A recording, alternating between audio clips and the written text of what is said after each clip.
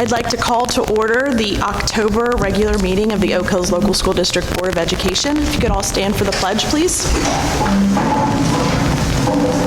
I pledge allegiance to the flag of the United States of America and to the republic for which it stands, one nation, under God, indivisible, with liberty and justice for all.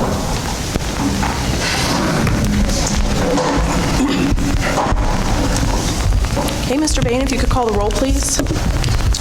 Mr. Yorgavon? Here. Mrs. Philpott? Here. Mr. West? Here. Mr. Hafey? Here. Mrs. Eibold? Here. Thank you. First up, we have communications. Welcome to CO Harrison, to everybody that's here tonight. The only communication from me tonight is just a reminder that we have our second community forum for the bond issue, and that is tomorrow night at Oak Hills High School, and that will take place at 7 o'clock. So anybody in the community is welcome to come out. Steve and I will be presenting and then taking any questions after the presentation. Any questions on that? No? Okay, thank you. Yep. Moving on, could I have a motion to adopt the agenda? So moved. Second. Call the roll, please. Mrs. Philpott? Yes. Mr. West? Yes. Mr. Hafey? Yes. Mrs. Eibold? Yes. Mr. Yorgavon? Yes. Okay, we can move on to the treasurer's report. Thank you, Mrs. President. I have two items this evening. First will be the financial report. If you look in your packet behind the gold sheet, you'll find the financial report. We actually have two financial reports, both August and September, just based on how the weekends and the holidays and everything else fell. I will be reading off the most recent, which is our September report. September 2025. Total receipts, general fund, $3.7 million. Total expenditures, general fund, $5.3 million. If you turn to the back side with the graph, our ending cash balance in the general fund, $35.3 million, and there is no activity that was out of the norm for the month of September in the general fund to share with the board. Moving to the permanent improvement funds, total receipts, $510,000, total expenditures, $578,000. And our ending cash balance in our permanent improvement fund is $3.3 million. We did have a chiller replacement at Oak Hills High School, which was $555,000, and that was budgeted and appropriated, and our board approved that prior to the start of that project. So, any questions on the financial report? Okay, the other item I have this evening is our financial forecast. And so, Mrs. Jamie Burley, Assistant Treasurer, and myself will be presenting the forecast this evening. And all of this will be publicly posted on our website, as all of the forecasts are. And so the presentation that you will hear this evening, ohlsd.us, will be available. And Oak Hills is in a unique position that we haven't been in quite some time, but we're going to really dive deep into where we are. But before we do that, if you look here on your screen there, struggling a little bit here. Okay.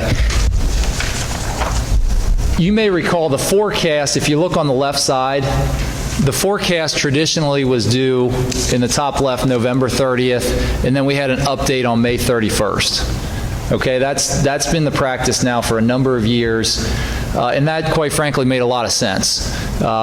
November gives you time for your staffing levels. You kind of have an idea as far as who's taking health insurance, so on and so forth. And then also, many districts, including Oak Hills, will be on the ballot in this November, not for an operating issue. But if you have a November deadline for a forecast, you can update your forecast accordingly and see how those election results end, which will impact your forecast. Okay? Same thing with the May 31st deadline. That was the prior law prior to July 1st. As everyone probably knows, July 1st we entered a new biennium budget signed by the governor. And so under the current law now, if you look on the right side, the current law requires that we submit a forecast by October 15th, and then again the last day of February. That's for this year. Starting next year, we have to submit a forecast by August 31st. And so that is very, very problematic for not only Oak Hills, but for every district across the state. Why is that problematic? An August 31st deadline, as I mentioned, even on the October 15th deadline, keep in mind that our board acts on items once a month, okay? They act on items the first Monday of each month.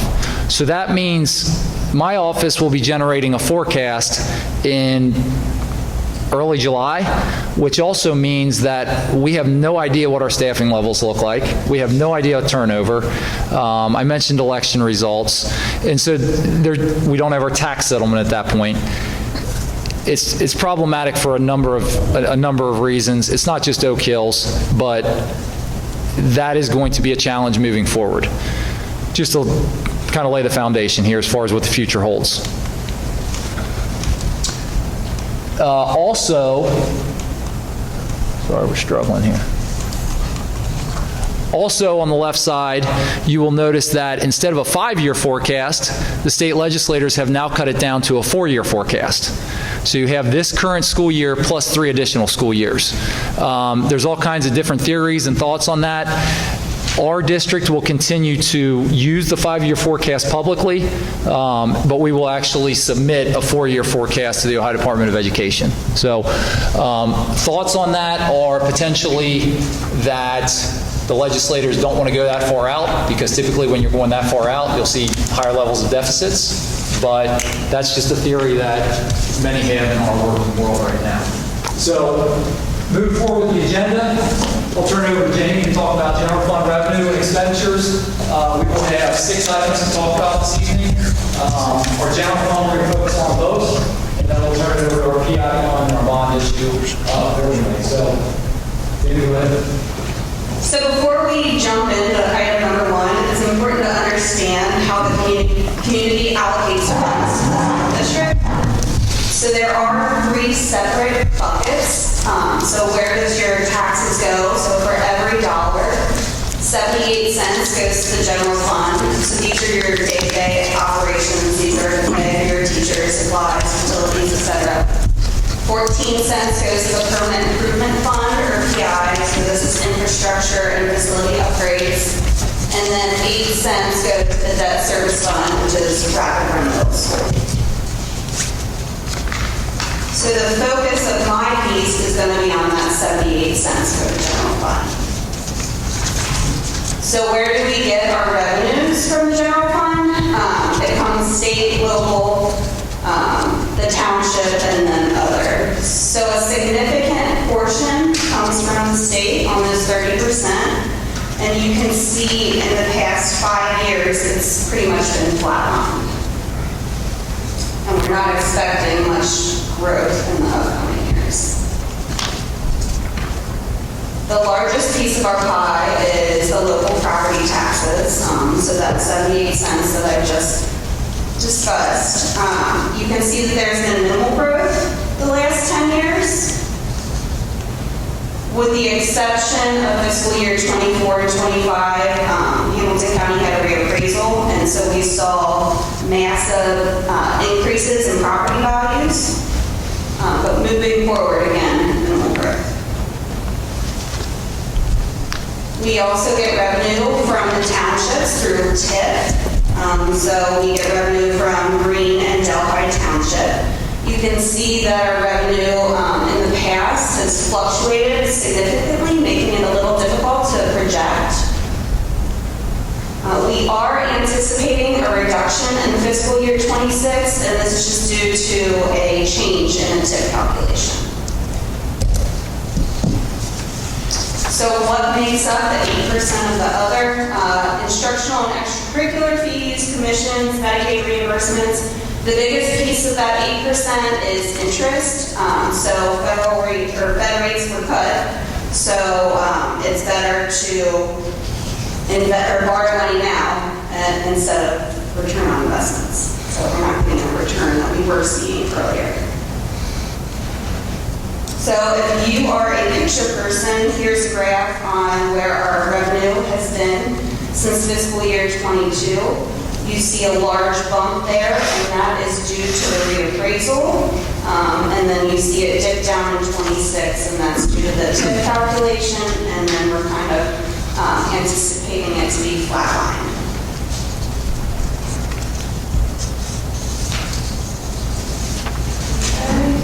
So long story short, we have significant revenue concerns. We're not getting more funds. If anything, we're getting less. So we discussed revenue, now discuss expenditures. We are a people business, so the majority of our funding goes to pay for salaries and benefits to employ our personnel, just like any other school district. Here at Oak Hills, we like to serve all students at the highest level possible. We have an array of students, ranging from specialized to gifted and everywhere in between. We do have a strong special ed program. So for some families, they may view it as a destination district. Other kiddos may be work-placed. But this kind of leads into the expenditures. So you can see here the number of special education students over the past 10 years has increased. Same with autistic kiddos, it has doubled in the last 5 years. So what does this mean? Well, the state gives us about $3,500 a kiddo for regular education and about $58 for special education. So the $2,300 difference is supposed to cover the cost of what it costs to educate the special ed students, and it doesn't come close, depending on the level. So we have seen an increase in the number of positions in special ed. You can see that it's doubled over the past 10 years. And we've hired more than 100 special ed between teachers and aides in the past 5 years. So that directly impacts our expenditures. There's also been federal mandates that require us to have aid and student ratios and such. So that is between the number of special ed students increasing and federal law that accounts for those increases. There's also been a reduction in federal funds. We are still receiving our federal funds, just at a little bit lesser of a level. And then we are on year 3 of a 3-year contract with our unions. So that will expire, and we will be in negotiations in the spring of 2026, which will have a large impact on our budget. So this slide here shows historically, so in fiscal year 22, how we hire teachers at what step. So you can see the average step granted was 3.5 in 22. Our team had met, and we were going to try to lower that number to 2. So you can see over the past several years, we've made strides. So in fiscal year 26, we are at 1.9. And we do understand this could fluctuate depending on the position. Some positions require a little bit more years of experience, but this is another way we're trying to stretch the dollar. So our second largest expense is benefits. So it's health and dental. So we are part of SWOOSH, which is a 10-district consortium. And we are one of the few districts with spousal carve-out language, spousal language period. And we just received the highest health insurance renewal rate in the last 8 years, 12%. And then other expenses include, gas, electric, water, supplies. Our homeless foster population is increasing, so those transportation costs are increasing, as well as contracted services with Hamilton County ESC. So if you look here, line graph of our expenses, so we've really increased our expenses. You can see around 24. Why the large increase? Well, if you remember, we received COVID dollars. So with our COVID dollars, we took existing staff, roughly 38 existing staff members that were paid out of the general fund, moved them to the COVID funding, and then that money expired, got suspended by a certain date. So then all of those 38 staff members came back to the general fund. And then moving forward, we're we're expecting home growth. So to sum it up, unfortunately, our revenue is going down and our expenses are going up, and with that, I'll turn it over to Steve.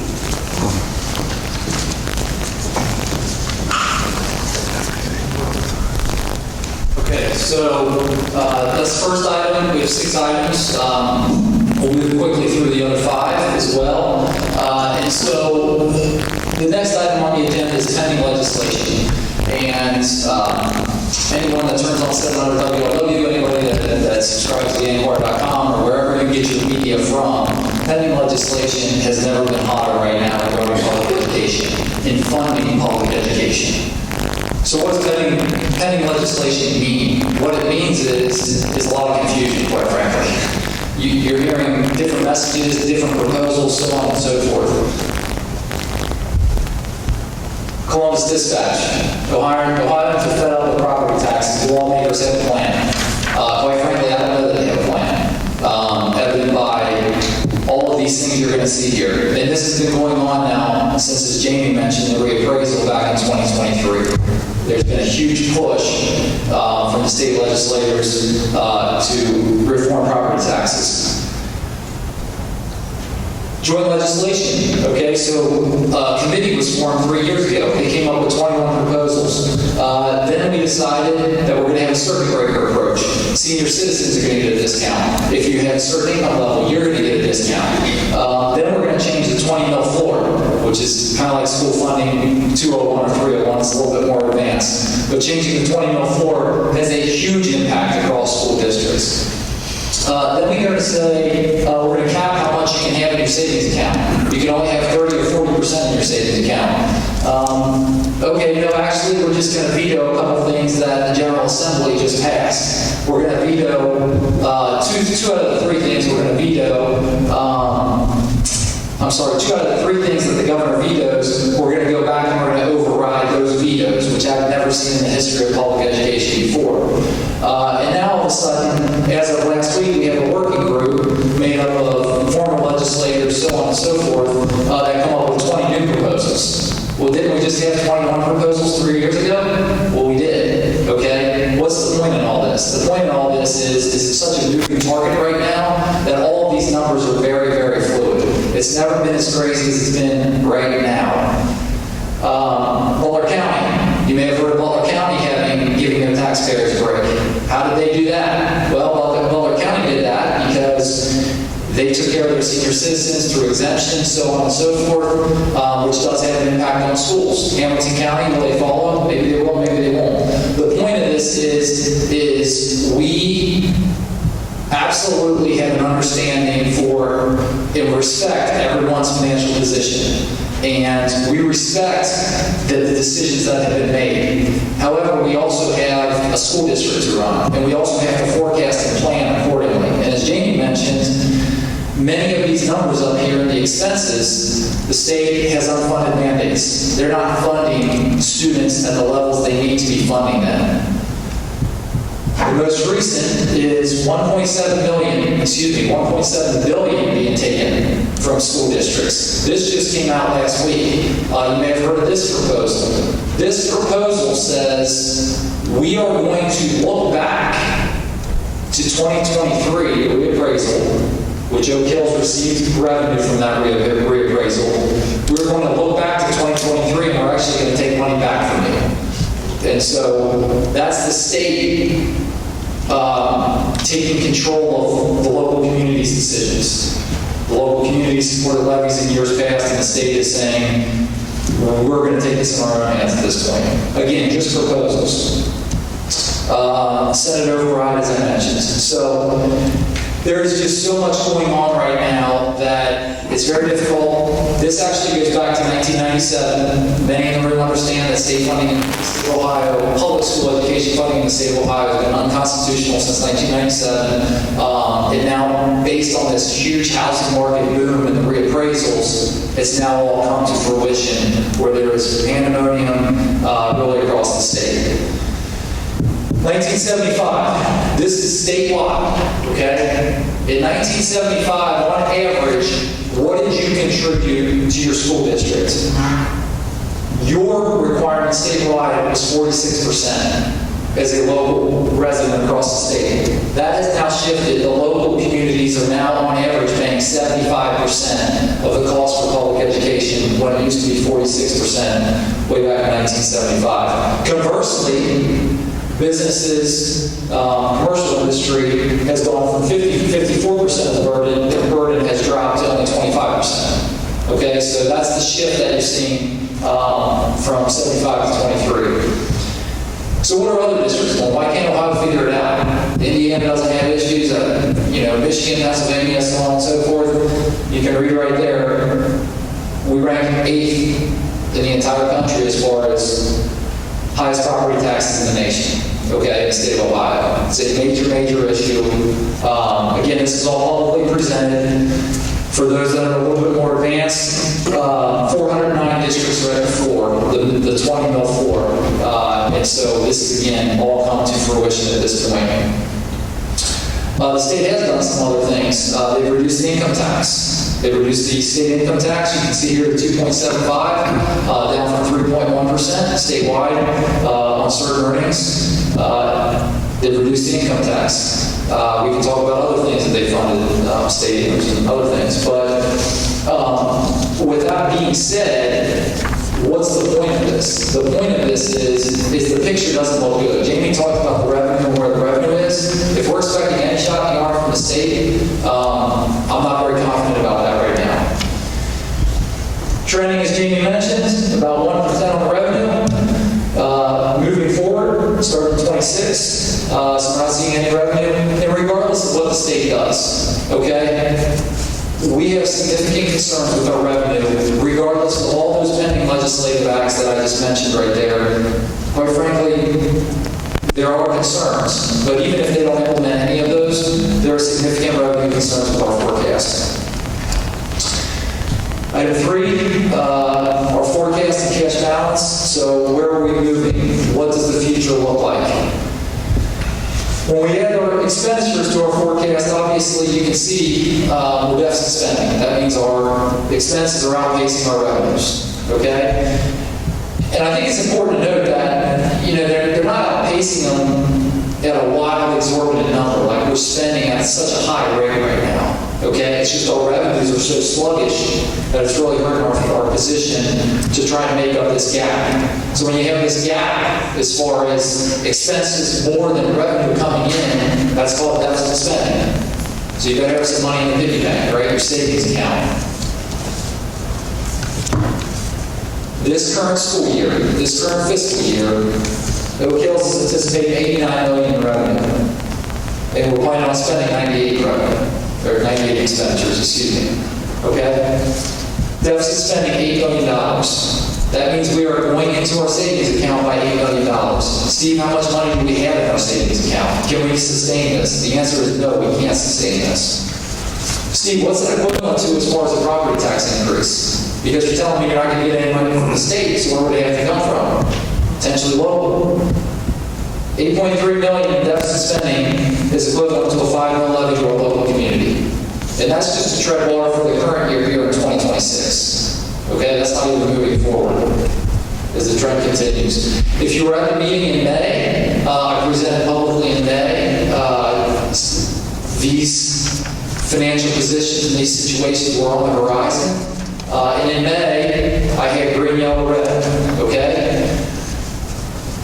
Best practices is you like to have a reserve of at least 3 months. So you want to have in your savings account at least 3 months of operating costs. Okay, so if you have 3 months, that is the threshold. If you start dropping below 3 months, action needs to be taken.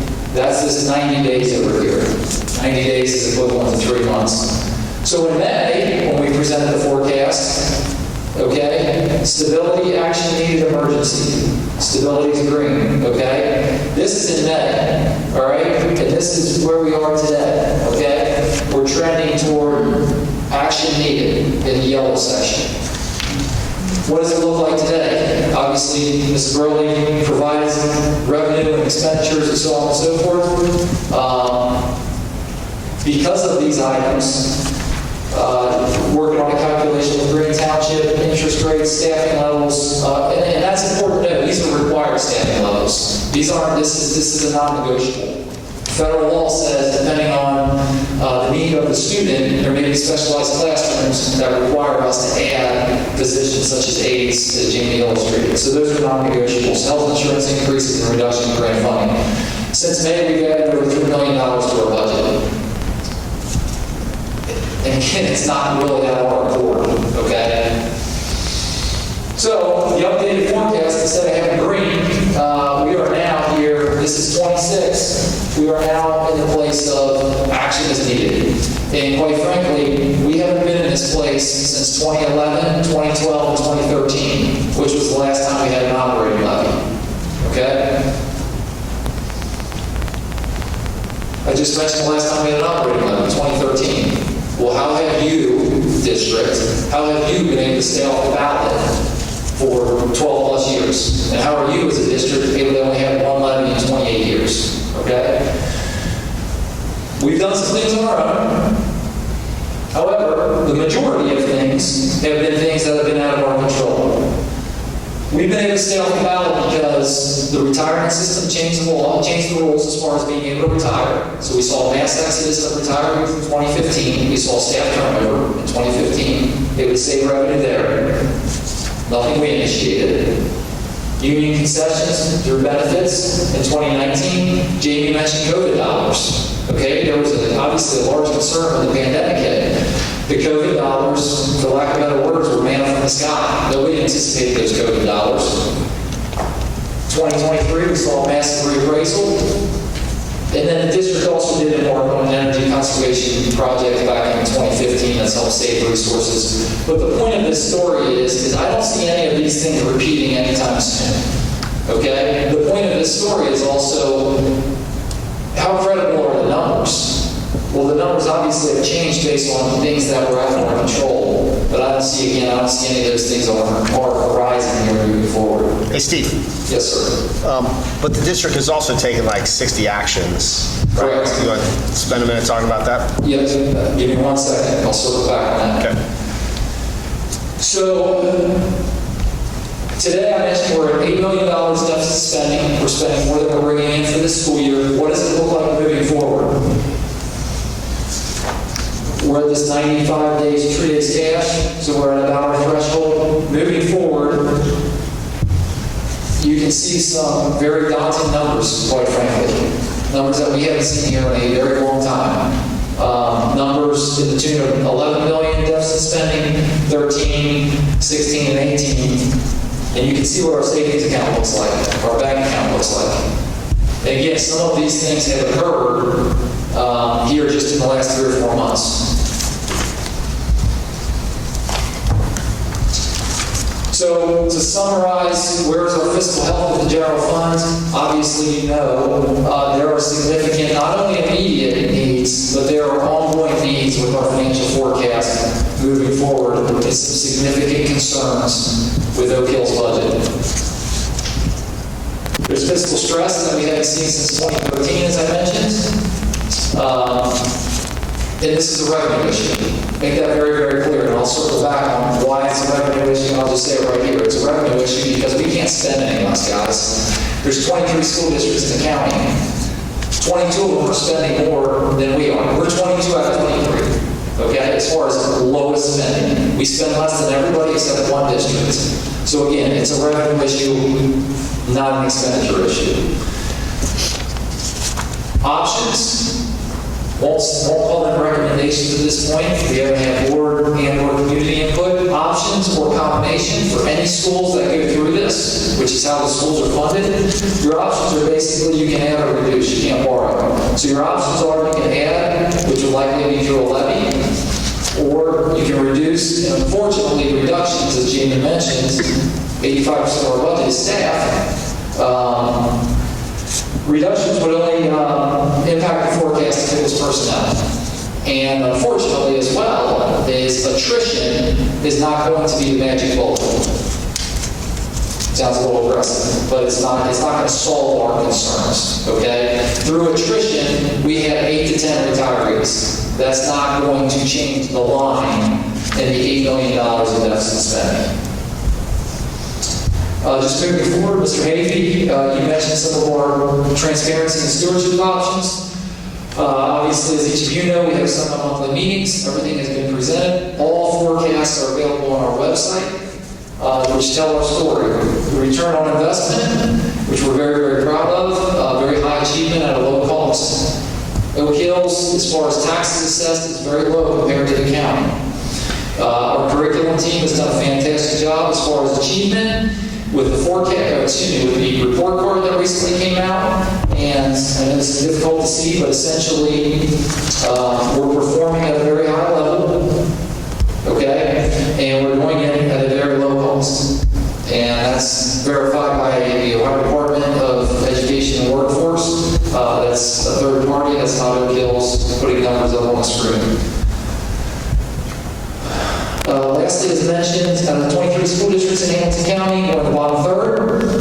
Second lowest in spending, as I mentioned, and then administrative costs. I think it's important to understand that our ratio is third lowest in Hamilton County.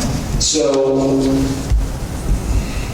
don't quote me on the number, 180 to 200 students for every one administrator in Oak Hills. That's third lowest in Hamilton County. As Mr. Havey mentioned, we have something called the Transparency Tracker right here. Sorry, I skipped over that. Transparency Tracker. Since 2013, we have a breadcrumb trail. The last time we asked the community and received additional revenue from our community, we have a breadcrumb trail of over 60 actions that the district has taken. Some of it's generating revenue, some of it's reducing expenditures. It goes something as high as offering a different health insurance plan to as low as removing fax machines. Okay? We're running the gamut. Financial items, permanent improvement fund, just quickly, our PI fund, as Jamie mentioned, that was our 78 cents on the dollar. Now we're just talking about our infrastructure, 14 cents on the dollar. Our PI fund is in a stable position. Mr. Nash with operations, technology with Dr. Swalski, Mr. Malloy.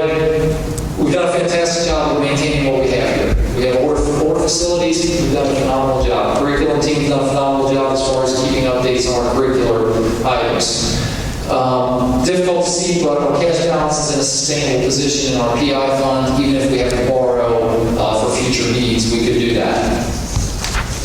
Our bond issue, our exciting bond issue, I know there's a lot of tough news up here, but our exciting bond issue, I think it's very important to state that personally, I doubled down on the bond issue. And the reason I say that is this is 8 cents on the dollar, okay? And I mentioned our aging facilities, and Mr. Bracknott mentioned we're going to have a community engagement tomorrow night. But building our future, and at that forum tomorrow night, which will be recorded and posted on the website, thank you, Mr. Graham, for getting all this information out. But why build right now? We've talked about this extensively. The state of Ohio is going to fund over 50% of this project.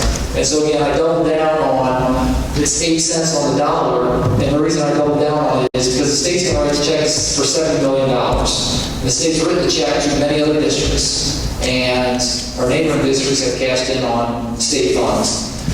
It's Oak Hill's opportunity, if the community wants to have the state pay for over 50% of the project.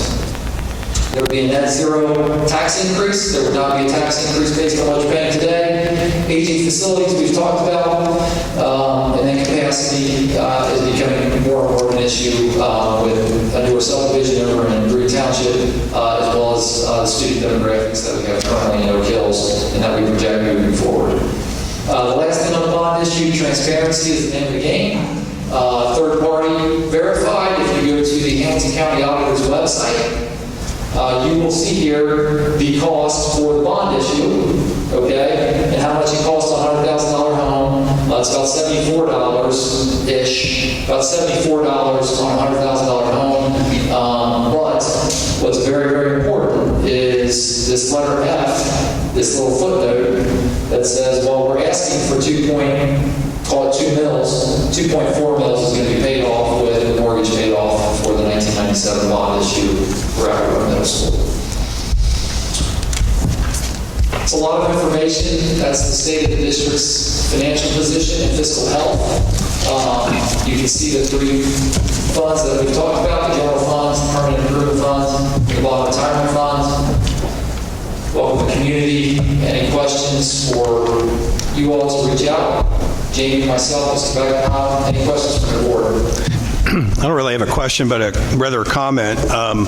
Basically, the reason property taxes as high as they are, and there's a real pushback on that, the legislature wants to make it more difficult for us to raise revenue, is because the state of Ohio funds students at a very, very low level. Compared to all the states around us, Ohio is the lowest. In fact, if they funded us at the average of Kentucky, Indiana, Michigan, West Virginia, and Pennsylvania, the way they fund their students, we'd get an extra $16 million from the state, and we could cut everybody's property taxes. So this whole problem is from the state of Ohio, and at the same time, they're trying to make the rules harder to pass levies for local governments and school districts. So it's just unfair the way that the burden has been shifted on the homeowner and property taxes, and we've been trying to do the best we can to keep expenses down and to do the good job also educating kids, but it's just getting tougher and tougher when they fund us at a much, much lower level than they fund people that get vouchers or all the neighboring states around us. So it's tough.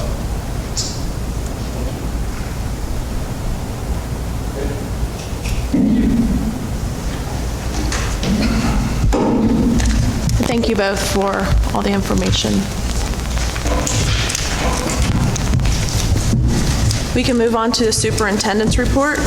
Yeah, it is my pleasure to introduce Jeff Harold. Jeff is the principal here at CO Harrison. Him along with Jen Campbell, they will be giving us an update on all the great things going on at CO Harrison. So welcome, Jeff and Jen, and thanks for being here. Thank you, Dan, and thank you to the school board for being here tonight, allowing us to host. And you guys want some good news? Yeah, please. We're going to give you some. The good news is this. We have so many hard-working, talented, dedicated professionals in our district working really hard. They're resourceful, they're creative, to give good opportunities for our families and our students. And we're going to talk a little bit about that tonight and some of the things going on at CO Harrison. So every year we have a theme in conjunction with the PTA. This year's is Rise to the Challenge, and that ties in with our academics, our attendance, and our behavior. We talk about that a lot. We talk about that every day with the kids, and setting goals for them to achieve and be their very best. We're very proud to be a 4.5 out of 5-star rating by the state of Ohio, and that's a testament to our students, our teachers, our parents, our school community. It's just a great place to be associated with. So similar to what we were talking about earlier, despite the fact we're not spending as much, our students are still achieving at a very high level, which is very impressive and a testament to all of our school community. Quickly, some of the things that help with that, strong partnerships. We have a partnership with Mount St. Joe.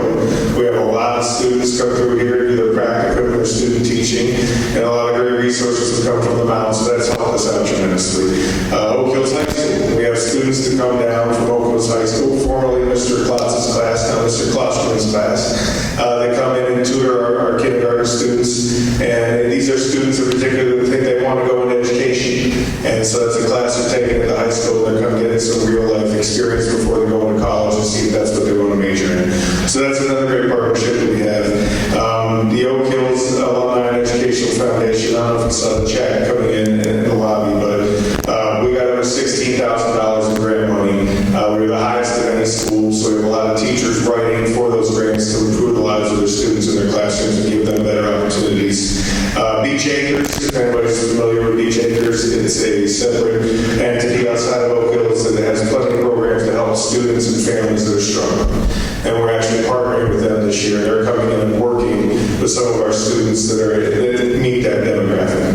They really need that extra support. So last day I'd say our PTA, our walkathon is on Friday. We raised over $33,000 this year leading up to the walkathon, and that'll go to fund everything that we do from here on out for the rest of the year, from Enrichment Day in the spring to Muffins with Mom it's nice to have so much support and so many partnerships with so many organizations within Oak Hills and outside of Oak Hills to give those opportunities to our kids. Now, we also have a Good Morning Colonels Club, and they made a video for you guys. Every Friday morning, we have video announcements, and they do anything from modeling PBIS, how to go through our lunch line properly and sit at lunch or dismissal, to celebrating individual students, teachers, and their achievements. They make a video every Friday. We show it to the kids, and that's how we open the day. They want to make one for you guys tonight, just highlighting some of the other stuff I didn't get a chance to mention that we have going on. So, Ms. Campbell, go ahead. Good morning, girls. Or actually, good evening, board members. We are part of the Good Morning Girls, our new segment at CO Harrison. We'd like to show you a few things, a few of the fabulous things that go on at CO Harrison.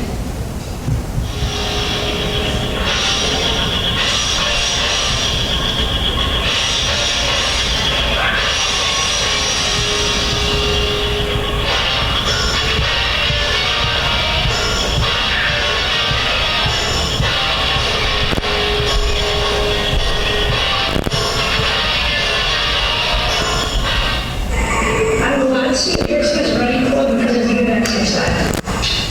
I'm so glad to see Harrison White running club because of the social performance.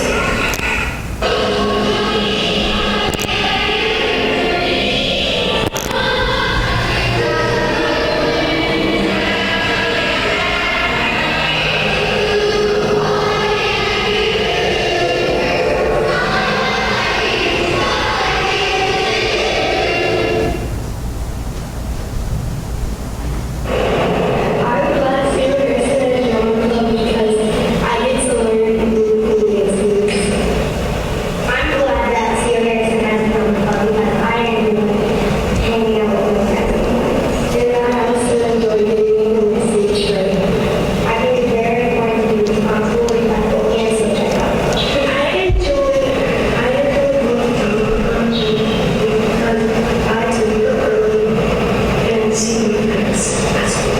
It's important to pay attention to my club because if you're not listening and they're doing choreography, you won't know it. CO Harrison has a drama club because it's boring club. Have fun, listen, and dance. I'm Ryan. I'm Avery. And I'm Hunter. And we are a part of the fifth grade math club. Math club is for students who want a challenge. We meet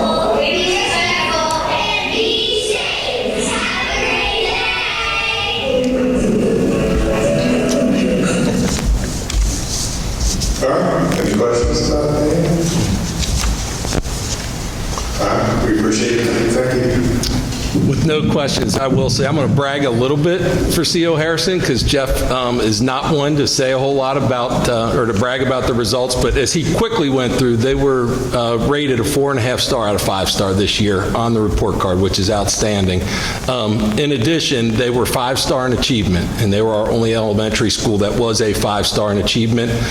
They saw an increase in their progress rating, their gap closing rating, and I believe, Jeff, we talked about your performance index was the highest? Highest it's been since they were awarded the blue ribbon. Yep, in the performance index, that is made up of every kid's score and where the kids score on the achievement level. And so really some outstanding things that his staff and him and our kids and our community are doing here at CO Harrison. And so really congratulations for a job well done. Yep. Congratulations and thank you very much. Okay, we can move on to district reports. No district reports. Okay, do we have anyone signed up this evening? Okay. Anything under old business? No old business. We can move on to new business, specifically the treasurer's recommendations. Thank you, Mrs. President. Item number 1, the minutes. I recommend that the Board of Education approve the minutes of September 8th and September 22nd as attached. So moved. Second.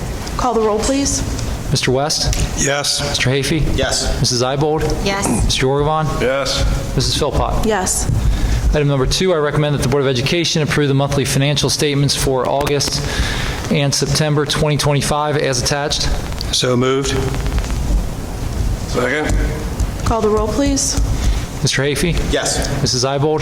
Yes. Mr. Yorgavon? Yes. Mrs. Philpott? Yes. Mr. West? Yes. Item number 3, I recommend that the Board of Education approve the following donations from the Oak Hills Alumni and Education Foundation. James and Patricia Durstock, Dr. Joseph and Marie Palladino, Brett and Molly Schneeber, Mary Werner and Brandon Royer, the Kiwanis Club of Riverview Hills, as submitted. So moved. Second. Call the roll, please. Mrs. Eybold? Yes. Mr. Yorgavon? Yes. Mrs. Philpott? Yes. Mr. West? Yes. Mr. Hafey? Yes. Item number 4, I recommend that the Board of Education approve the following appropriation adjustments as submitted.